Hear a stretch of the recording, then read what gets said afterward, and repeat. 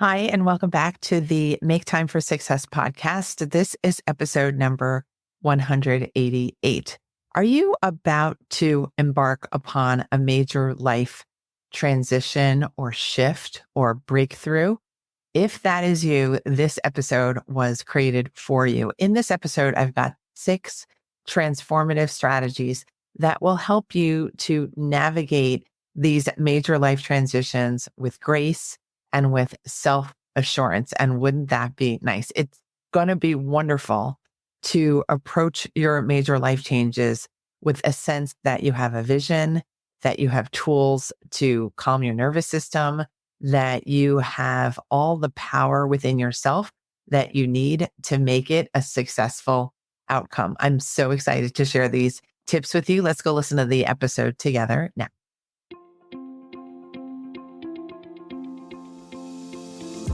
Hi, I'm Dr. Christine Lee, and I'm a psychologist and a procrastination coach.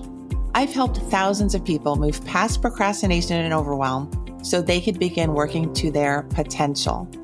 In this podcast, you're going to learn powerful strategies for getting your mind, body, and energy to work together so that you can focus on what's really important and accomplish the goals you want to achieve. When you start living within your full power, you're going to see how being productive can be easy and how you can create success on demand. Welcome to the Make Time for Success podcast.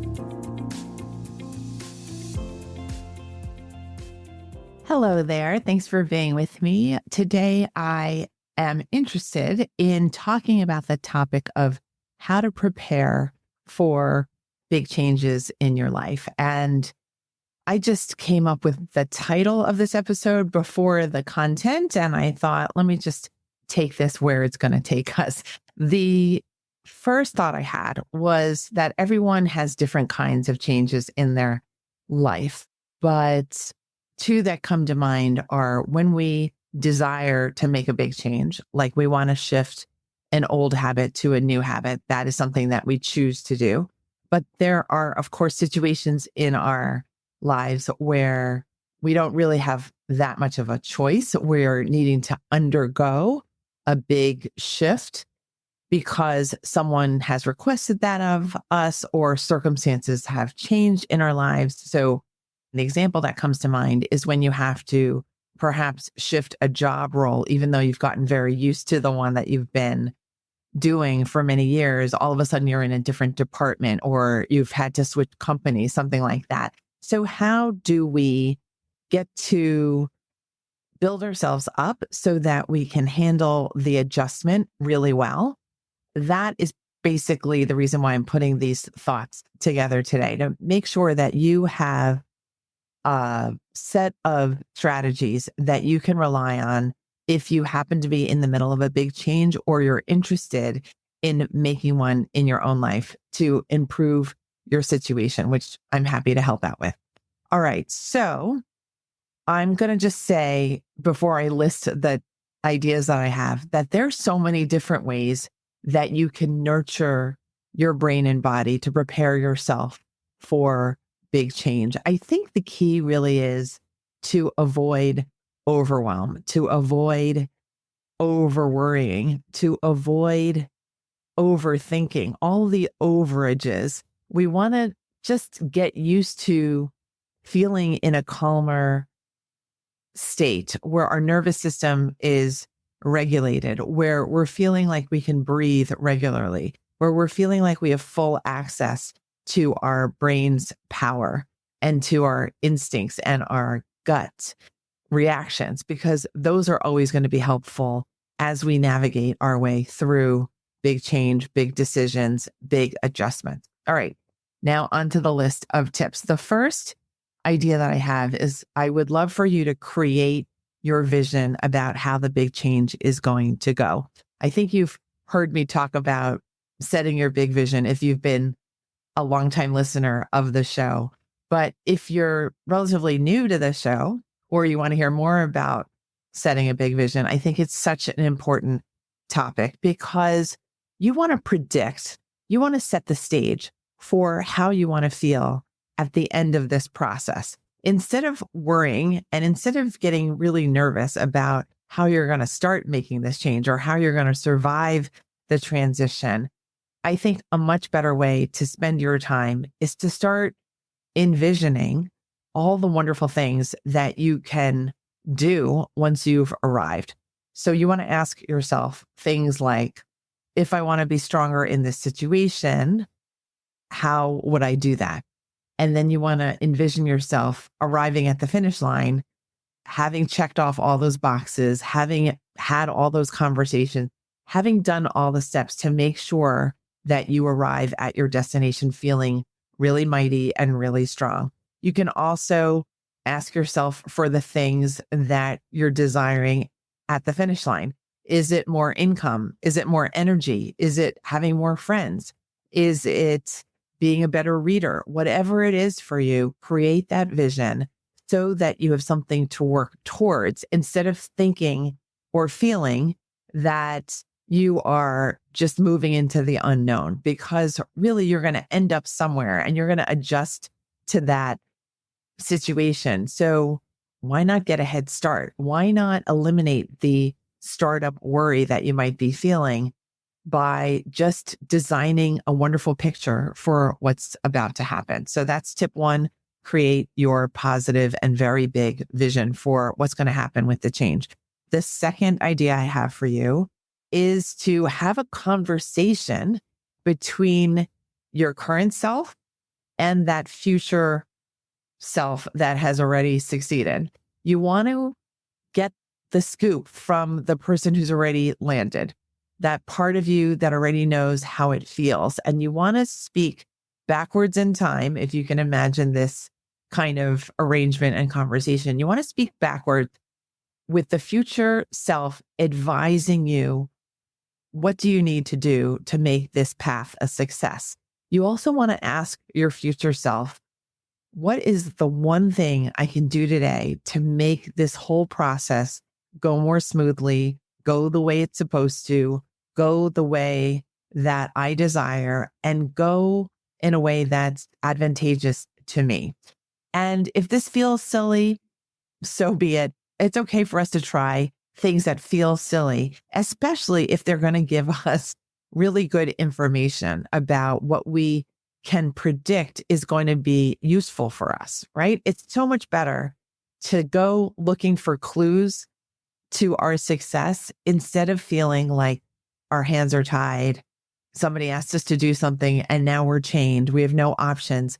It's so much better to just put yourself in a position of power vis-a-vis the change that you need to do. So always elevate yourself, always elevate your mindset, your energy, and the quality of your thoughts so that you're never really feeling sunk or vulnerable or passive in your life, because you're anything but a passive player in your life. You're actually the player in your life. So start positioning yourself in every situation as the main player, as the decision maker, as the person who gets to set the vision and have all these silly conversations with your future self. And by the way, I don't think these conversations are silly at all. I think they're actually very wise to do.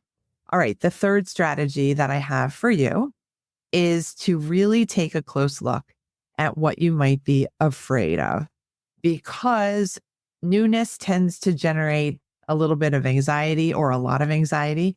So that gives you an opportunity to learn about yourself, to learn about your environment, to learn about the situation, because our fears are pretty much like thumbtacks or arrows pointing at what you need to know and what you might need to focus on and what you might need to get rid of or dispose of or to just heal from. Okay. So typically when I work with clients and students, I hear certain words over and over again. And those words tend to be things like, I feel frustrated, or I'm too overwhelmed to think clearly or to use my time well.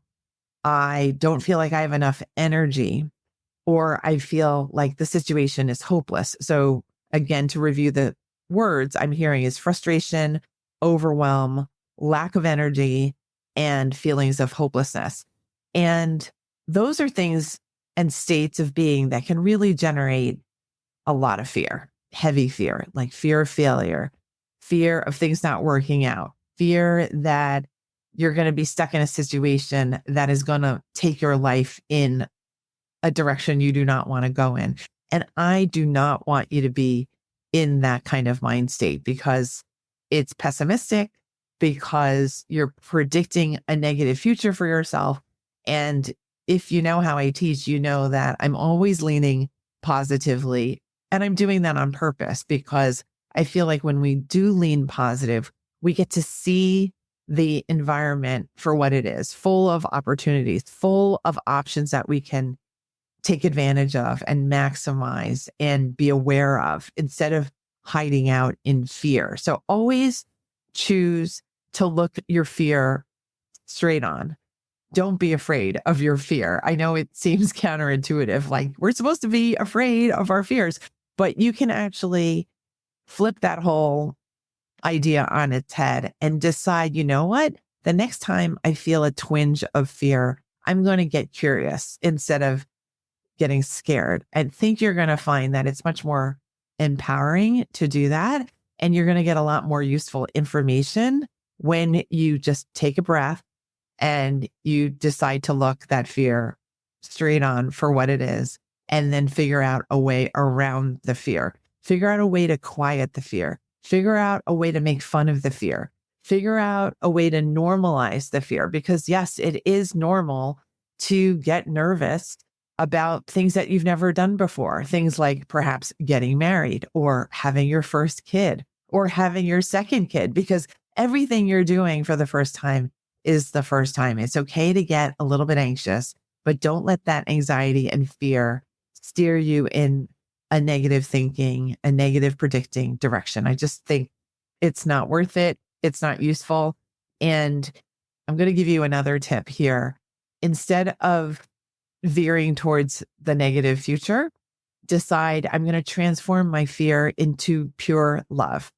This is a strategy that I learned many, many years ago. I'm thinking like 2 decades ago, to turn fear into love, because the opposite of fear is love. Love is when your heart is open. Love is when you can give to other people. Love is when you're not thinking about what you're afraid of. You're feeling all the beauty in the world, in other people, in yourself. That is love.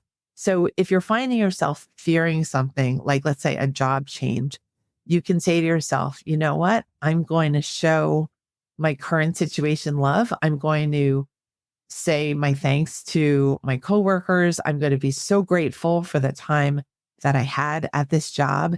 And I'm really looking forward to seeing what this new position has in store for me. I'm going to look at this as a loving opportunity that I've been given instead of something that is heavily stressful or going to be really daunting or time consuming. You just want to see, where can I turn my fear into something that can support me rather than hold me back and tear me down. Remember always to just get yourself out of a negative energy state, because you'll find you'll have much more power when you do. All right, we're on to strategy number 4. I would love for you, in the face of a big change, to take high value action. And that is a term that I've coined lately to just teach my students about how to use their time. Typically, we all have a bunch of things on our to-do list. So I want you to learn how to identify quickly, what is my high value action? And that means, what is the action that when you do it will get you through to a point of ease? Generally, our highest value actions come accompanied with a lot of resistance. By that, I mean, you're afraid. You don't want to do it. You would rather do anything else. You feel avoidant about doing it. So maybe it is, let's see, I don't want to go blank at this moment, but let's say you're moving to a new town, and the thing that you really don't want to do is figure out something about the school system. So I'm just making this up as I go. And the thing is, once you get familiar with the school system and what is offered there, you have all of this information. You will be so much more informed about where you're going. You're going to be able to picture how you're going to fit into this new community and how perhaps your children or future children are going to fare in this community because you've decided, I'm going to do the investigation. I'm going to do the research. I'm going to ask the other family members, what's it like to live here? And what is the school district like? You're going to get over your own resistance. And then when you do that, everything else will feel that much easier. And that's what I mean by high value action. There's always something that will act like a domino and knock all the other things down right away in a very positive, flowing, you're going to be fine kind of way. It's that point in your move to a different town. It's been a long time since I've moved houses, but there is a time in any transition where in your heart of hearts that things are going to be okay, that you've made it through. And I think taking high value action pretty much ensures that you feel knowledgeable and you feel prepared and you feel informed. And those are really good things to be. All right. Tip number 5, always assume that you're going to get a positive outcome. Again, always assume that you're going to end up with a positive outcome. So again, big changes can create huge fears, and rightly so, because it's involving big shifts and transformations and adjustments and expenses and phone calls and nerves and all that stuff. But we can still, with all of that, decide that we're going to opt for a positive outcome.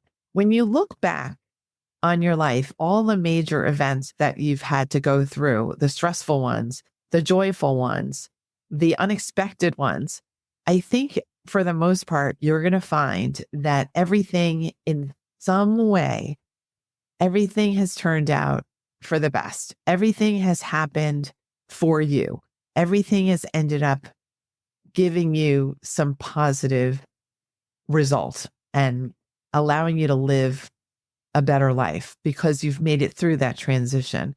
And sometimes when you're going through life's transitions, it can be almost impossible to see the positive outcome, the positive side of what you're going through, because it feels so stressful. But none of us can really know what our outcomes are going to be ahead of time.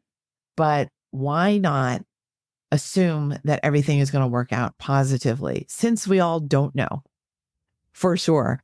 I think it's safe to say that when you assume that everything is going to work out, things are more likely to work out for you because you're already orienting yourself and your communication and your predictions and all your preparations for a positive outcome. What comes to mind is thinking about planning for a wedding. It's a big event. It's a big transformation. There are a lot of things that could go wrong, but we assume that the end event is going to be magical, beautiful, memorable, just what everybody hoped for. And I've counseled lots of people through the wedding phase of their lives. And I always get to sit in the very easy chair of the therapist and coach's chair, where I know that things are going to work out because weddings do. Because the point isn't really the big party, although that's fun and has to happen. But the important thing is the union. The important thing is the families getting together. The important thing is the celebration. And that's all assumed because a wedding's happening. So remember to prioritize getting a positive outcome. It will never hurt you to do that. The last tip that I have for you is number 6. This one is a little bit different than the others, I'd say, but it's something that I try to abide by as often as I can. The 6th tip is to assume 100% responsibility for the things that are going to happen. This can be particularly tricky when you're in the middle of a big life change or you've decided to take on a big shift for yourself, because part of us wants to just not be responsible, right? We want to blame it on the movers. We want to blame it on the neighbors. We want to blame it on anybody else but ourselves sometimes. But the trick is that you want to assume 100% responsibility, because that actually gives you full power to make things go just the way you want them to go. That you end up having maximum flexibility, maximum oversight, maximum envisioning power over how you want things to be when you assume 100% responsibility for the project, for the shift, for the wedding planning, anything. You can fill in the X for yourself. And again, this may be unfamiliar to you because you may be in the habit of thinking, you know what? We're all in community and we're all sharing responsibility, things like that. We've been taught to live in community, fortunately, and we certainly do. But sometimes I think we're not taught the importance of being able to assume 100% responsibility for our own actions. And I've learned in trying to take 100% responsibility for my actions over the years, I have learned that instead of it being terrifying and feeling like every burden is mine to worry about, I end up feeling, wow, I have such creative power over how this gets to go, how I get to feel, how I get to treat other people. And of course, I'm going to want to treat other people well because I'm responsible for the people that I'm working with in some very important way, in many important ways. So just reflect on this last tip, the assume 100% responsibility tip, because I would love for you to figure out a way to fit it into your own life process. Figure out how to fit it into your big plans for your next big change.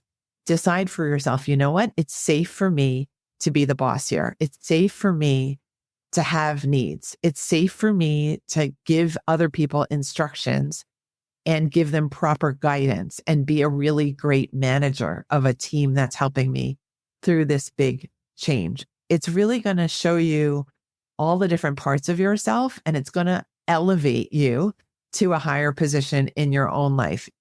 It's just a relationship between you and you. And that's actually your most important relationship, right? After all. All right. So to review all of these tips that you can try on and use right away, if you happen to be in the middle of a big summer change or a big change, the first one is create your vision. Always think really, really big, bigger than you can even tolerate sometimes. 2, remember to interview your future self and really try to intuit what you're going to need to succeed from that conversation. 3, check in with your fears. What are they trying to tell you? What are they denoting? How can you investigate and interview your fears? How can you explore your fears so that you can learn to do without them next time around? The 4th tip is to take high value action. There's always some priority action that's going to get you a big bang for your buck. I think that's the way to use that phrase. Number 5 is to assume that you're going to get a great result, a positive outcome. That's always yours to envision and yours to wish for. And I think wishing for that kind of outcome helps. It certainly helps more than mindless, endless worry. And the last tip is to practice assuming 100% responsibility for everything that is going on in your life and in the change. All right.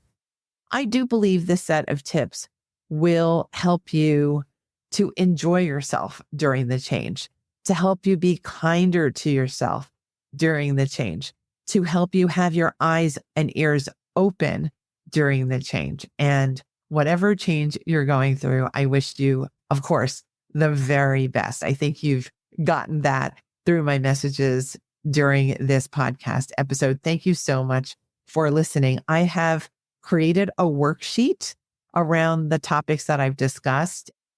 All you need to do to get this worksheet is to go to maketimeforsuccesspodcast.com/big change. Again, it's maketimeforsuccesspodcast.com/big change. Thanks so much again for being here. enjoy this beautiful summer that we've got going here. Stay cool. And I will see you next week when the next episode drops. Bye. Thank you for listening to this episode of the Make Time for Success podcast. If you enjoyed what you've heard, you can subscribe to make sure you get notified of upcoming episodes. You can also visit our website, maketimeforsuccesspodcast.com, for past episodes, show notes, and all the resources we mention on the show. Feel free to connect with me over on Instagram too. You can find me there under the name Procrastination Coach. Send me a DM and let me know what your thoughts are about the episodes you've been listening to. And let me know any topics that you might like me to talk about on the show. I'd love to hear all about how you're making time for success. Talk to you soon.